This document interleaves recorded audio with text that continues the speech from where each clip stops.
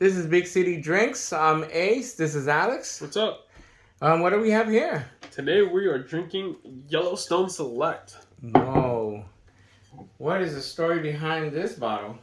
It's a couple of good things about this bottle. I picked it up a while ago. Interesting thing, the first time I didn't have it, I had it. I wasn't that much of a fan of it.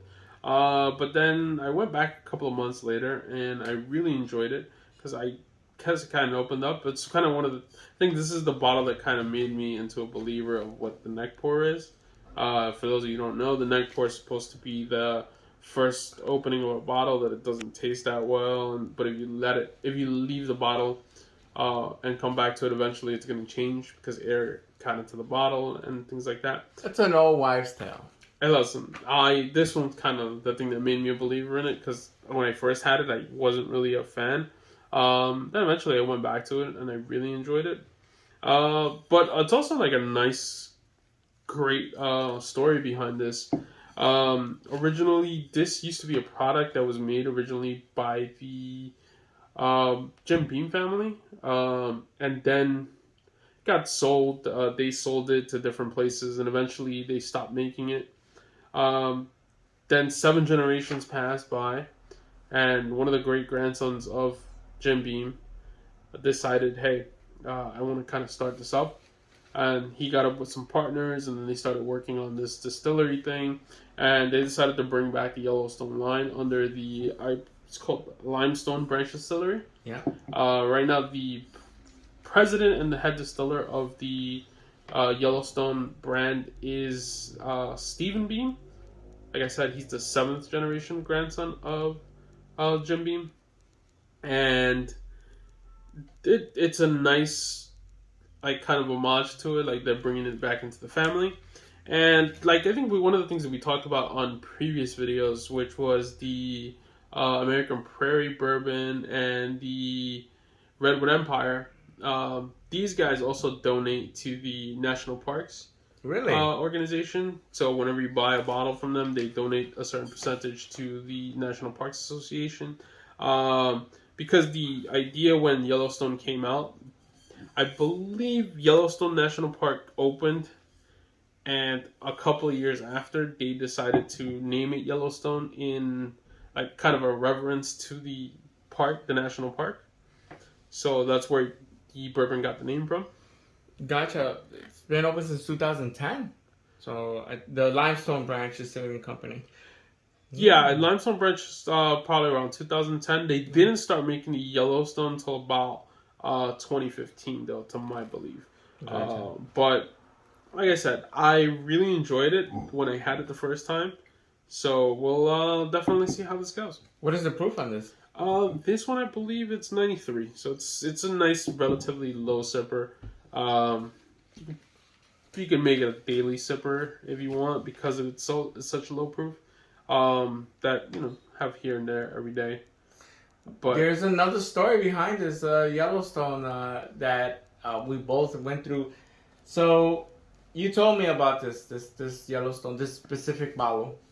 So on my vacation trip, I went to the duty free, and I spotted a Yellowstone, and I sent you the picture. And you were like, I don't know. And I told you the same thing. I was like, I don't know. It looks, the label looked a little bit different. Now, obviously, if the label's different, I know that it's a different brand of it, like a different batch of it. So I passed on it because in my defense, my gate was closing. I needed to leave. And I was just taking pictures of random things real quick, and I was like, "What do you think about this? What do you think about this?" That's where your story is incorrect. As soon as you sent me the picture of the Yellowstone, I was like, "Get it!" That was the first thing I was like, "Get that bottle," because I wanted it. Because I had a great time with this one that I was like, I want to get that one. But we didn't know what it was. Originally, I'm not gonna lie. Originally, I was like, "Yo, that's probably the because you have this label and then you have the black label, which is the single barrel Yellowstone Select." So I was like, I saw it was in a black container, and I was like, oh, that's got to be the single barrel. So I was like, get it for me. And then you're like, oh, I got to catch my plane order. I was like, all right. Yeah. So you kind of messed up on that. Yes, I did. So a couple of weeks later, then what happened? A couple of weeks later, I go to the same airport, and I'm on my way home. And this time, I'm like, I'm gonna make sure that when I get there, I can actually buy the bottle. So I'll get there within a reasonable time for me to get my stuff. I get to the airport, I go in, I hit the duty free shop. Lo and behold, the same place where you took that picture, that same bottle still hanging out there. So apparently nobody was touching these bottles, right? Nobody touched it. It's like 2 of them, right, in total? Maybe there's 2, maybe there was 1. I know I took one, and if there wasn't any other, it's not my problem, because I got the one I wanted. So I ended up buying it. At that point, I was so into like, yo, this is what I'm getting. I was like, I just paid for it, and then I got home. And when I got home, I tried to get some rest. When I woke up from my travels, like after I got home, I went in and I was like, all right, let me take a look at my some of the stuff that I bought. And lo and behold, when I picked up, it wasn't a single barrel select. It was actually a limited edition Yellowstone. Yeah. And to boot, it was a limited edition from 2016, which is it should be the second time they did a limited edition Yellowstone, which is amazing because that's the second batch. I've heard good things about it. They only made about 7,000 of those in the world. Which one was yours? Mine's is about like 5,000. It's like 5,600 and something. I think it's like 5,624. I gotta look at it again, but I know it's like in the 5,000s. Like I said, they only made 7,000, so you're not gonna really see that many out in the wild. Every year they do a couple of Yellowstone limited releases. But definitely I was like, oh man, like I kind of enjoyed it. Like I eventually I'll end up having to crack it open because I do enjoy this so much that I'm like, I'm gonna save it for a nice special day. Okay. Let's crack it open. Let's see. Oh, let me see Get this. a nice smell out of it. Look at this. Let's see if I can get some nice generous pour on this one. Give you It's pour mine. on this one.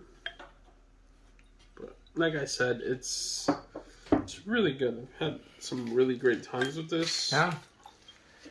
And I'm telling you, like the first time I had it, I wasn't that much of a fan, and then it really opened up for me. And then when I went back, I was like, "Is this the same? Like, did somebody replace this bourbon at my house? Because it tastes different, it smelled different, it had a little bit of everything." Let's take it to spin. On smell, smells very good. Oh, full smell. It's like a fruit for some A reason. lot of fruit. Almost like a berry type? No, not really a berry.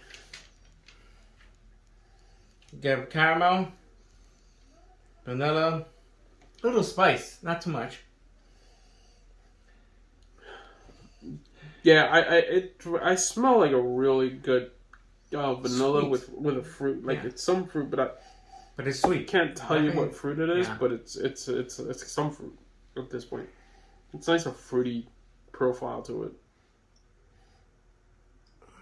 Wow, it does get back. No, it smells welcoming. It smells very sweet, fruity. Maybe like a strawberry cake. Not really. But Okay. I don't know. And what's the proof again on this? 93. 93. Yeah, it's not that bad. Okay. And Kentucky straight, huh? Yeah. Let's have a sip on this. Oh, cheers. There we go. Let's give it a shot.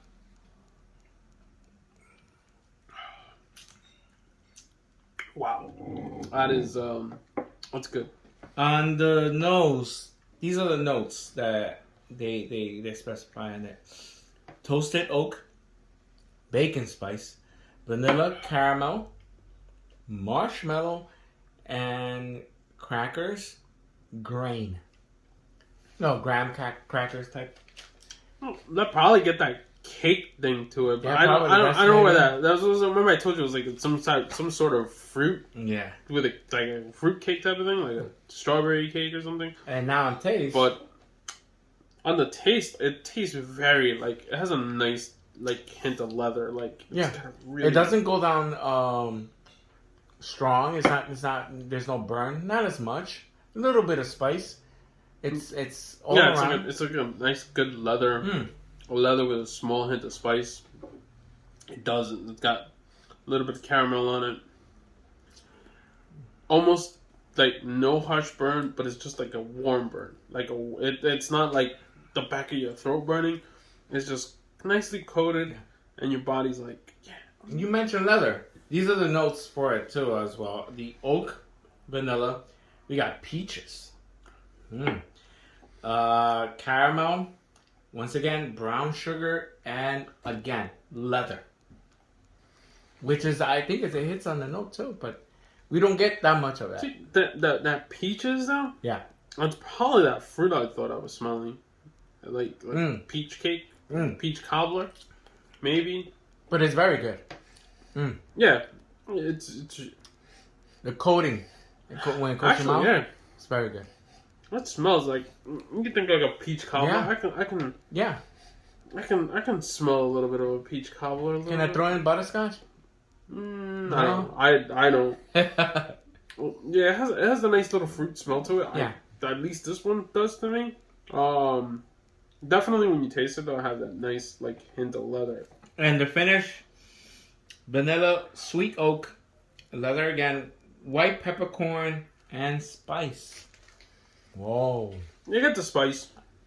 And spice, it's not, like I said, it's not that strong.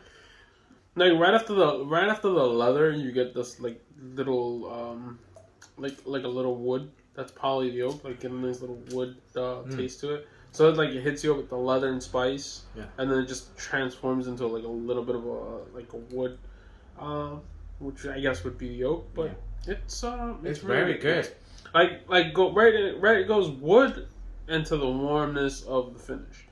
Like it's not harsh. It's very smooth. Like at a 93, you could sip this like every day. Yeah, it's a daily sipper type style. Okay. Yeah, it's really good. Okay, so what was your overall take on the Yellowstone? Even though I already know, kind of.